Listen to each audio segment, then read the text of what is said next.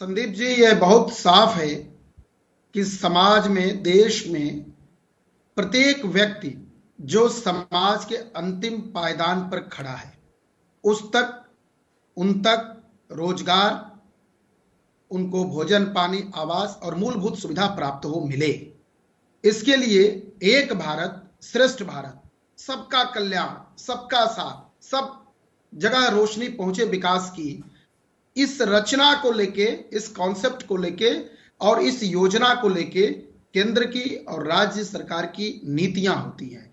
उसी नीतियों के आधार पर देश को और प्रदेश को आगे लेके जाना होता है। इस नाते समाज में सब जगह सब कुछ पहुंच सके, दलगत राजनीति, जातिगत बातों से उठ के और मुख्य धारा में लाने के लिए पिछड़े, वंचितों, दलितों, उसके लिए उनकी पहचान, उन्हें चिन्हित करना भी तो जरूरी हो जाता है सौरभ।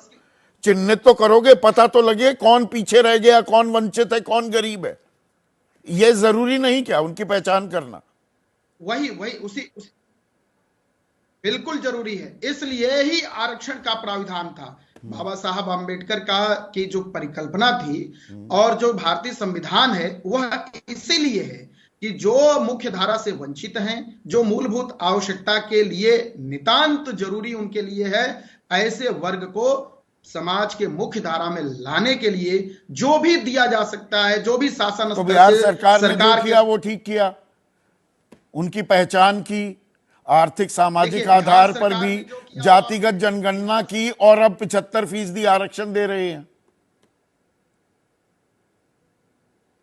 संदीप जी, बहुत सही आपने अपने ही प्रारंभ की बातों में इसका उत्तर दे दिया था कि बिहार सरकार पर सवाल क्यों खड़ा हुआ। इसलिए खड़ा हुआ कि न बही, न खाता, न वहां मोहल्ले में जाना, न आसपास में, न किसी को पता, और जो मर्जी जहां फाइल से तय हो गया कि फला फला फला।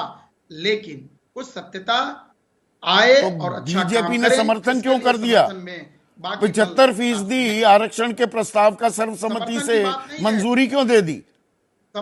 मतलब चित्त भी मेरी, पट भी मेरी, सवाल भी उठाएंगे और समर्थन भी करेंगे।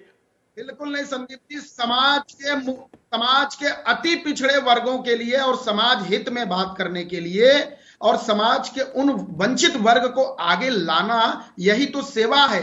सेवा भाव ही राजनीति है, न कि तुष्टीकरण, न कि जातिवाद और न कि आपकी सेवा दूसरे करें तो वो तुष्टीकरण।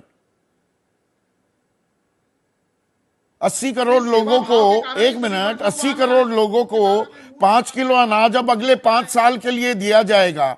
कोई पैमाना है, कोई वजह है, ये कोई पहचान की गई कि कौन से वो 80 करोड़ लोग हैं वो या तो भूखे पेट सोएंगे अगर 5 किलो अनाज नहीं मिला?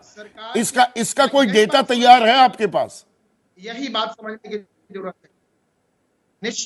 देखिए संदीप जी, सरकार की नीतियां इसीलिए होती हैं कि जरूरतमंद व्यक्तियों को चिन्हित करना। सरकारी 80 करोड़ लोग 5 किलो अनाज ना मिले भूखे पेट सो जाएंगे। यही तो नीतियां हैं, यही तो कार्य है। 80 करोड़ लोग 80 करोड़ लोग 5 किलो अनाज ना मिले तो भूखे पेट सो जाएंगे, सोने पर मजबूर होंगे। कौन कहता है? बिल्कुल नहीं। तो 80 करोड़ लोगों को दे रहे हैं ना अगले 5 साल के लिए। संदीप जी,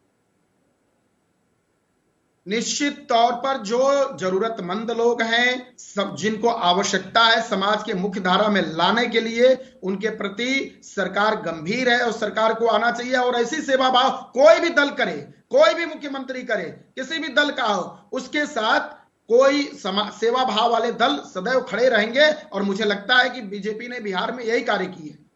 वो किया तो मतलब ठीक किया नीतीश कुमार ने, वही तो पूछ रहा हूं मैं। या यही लड़ाई है ये मंडल बनाम कमंडल मैं की? भी बता रहा हूं। अब दोनों मंडल, बीजेपी मंडल भी थामे बैठी है, कमंडल भी, और विपक्ष भी। मंडल का हाथ तो था ही, मंडल पर हाथ तो था ही, अब साथ में कमंडल भी लेकर चलने पड़े। बस सुनिए संदीप जी, एक समाज को टूटने नहीं देना, समाज को बंटने नहीं देना, दलगत तुष्टीकरण की राजनीति से बचाना और सेवा भाव से सभी लोगों को मुख्य धारा में लाना, यही राजनीति में सेवा भाव होता है। मुझे लगता है जो पिछले दिनों डेटा आया, जिस पर लगातार आप भी बहस कर रहे हैं, चर्चा कर रहे हैं और बता रहे हैं, गृह मंत्री जी ने सवाल खड़ा किया, वो बात यूं ही नहीं है। वो बात इसलिए थी और इसलिए है कि उसका कहां क्या प्रमाण था। पर ये बीजेपी की उदारता होगी, ये बीजेपी की उन समाज के वंचित लोग